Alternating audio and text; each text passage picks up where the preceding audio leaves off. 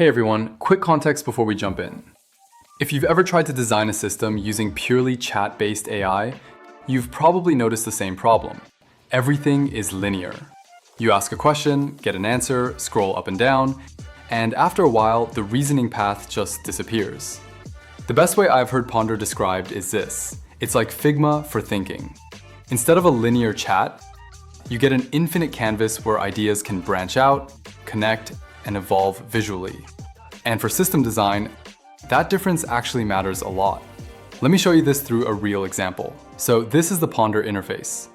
From the login screen, you can sign in using Google or create an account with your email. Once you're logged in, you land on the dashboard. From here, click Start Pondering to create a new mind map. At the center, you can type the question you want to explore. Below that, you'll see two options, Ponder and Chat. Ponder starts from a blank canvas, while Chat allows you to use files as inputs to generate a canvas. You can also choose where Ponder should search, web sources, academic papers, or a specific space you've created.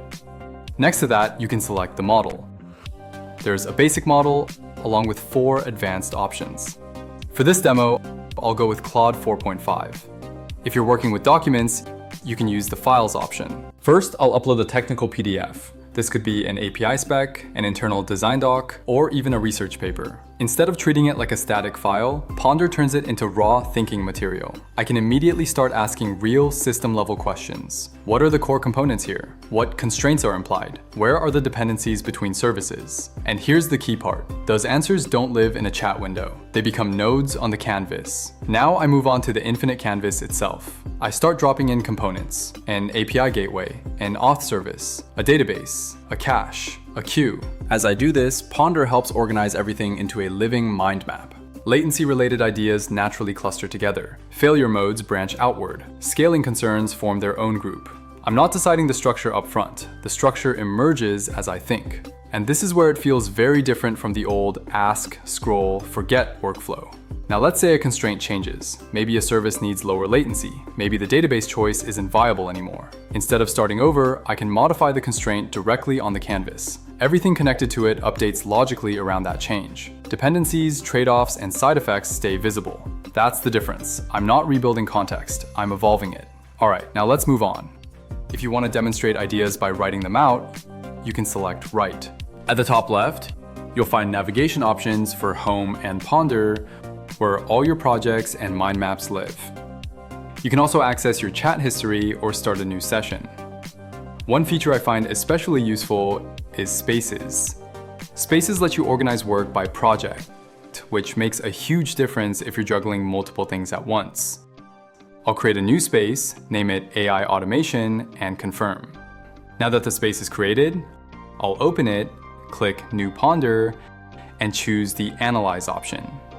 Here you can analyze a file, a web link, a YouTube video, or just paste text manually. For this example, I'm going to use a YouTube link, specifically one of my own videos on AI automation.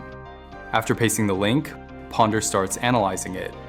Once it's done, you're given multiple options, including suggested research questions, summarization, and mind mapping. I'll choose Mind Map. Within seconds, Ponder generates a full canvas based on the video.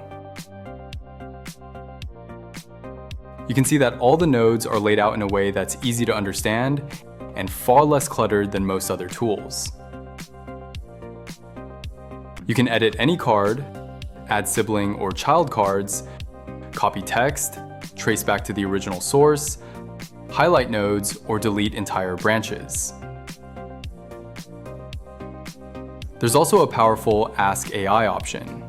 Let's try that. I'll ask Ponder to generate a short summary of the video. It processes this almost instantly and even suggests ways to improve the output. And just like that, it generates a new card with a clean summary of the workflow and key takeaways. While Ask AI helps with questions, the AI agent is the real power user tool. Instead of answering prompts, it executes instructions. You open the sidebar, switch to Agent, input a command, and it builds out the workflow directly on the canvas. This is where things move from exploration to execution.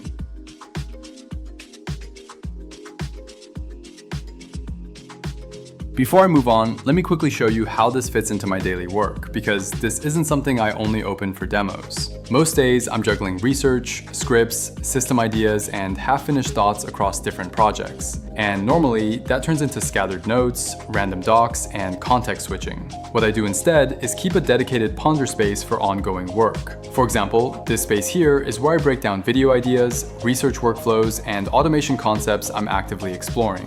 When I'm studying something new or preparing a script, I'll start with a single question in the center. Not a prompt, just a question. From there, I let the canvas grow naturally. Key ideas branch out, references sit next to reasoning, and nothing gets lost just because I asked the next question.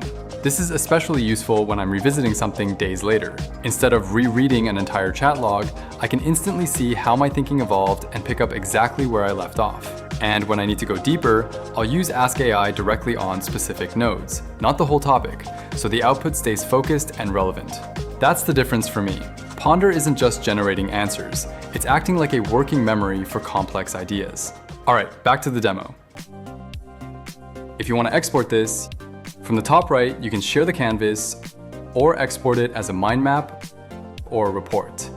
You can also change the output format from PNG to HTML. If you want something interactive that runs in a browser, you can export it as an interactive HTML file. Once you hit export, the download starts immediately. If you want to try this out yourself, you can use Ponder for free with the daily limit and get a feel for how the canvas works. And if you end up liking it and want to use it more seriously, there's a Friends of Ponder discount, 25% off forever on the Pro plan.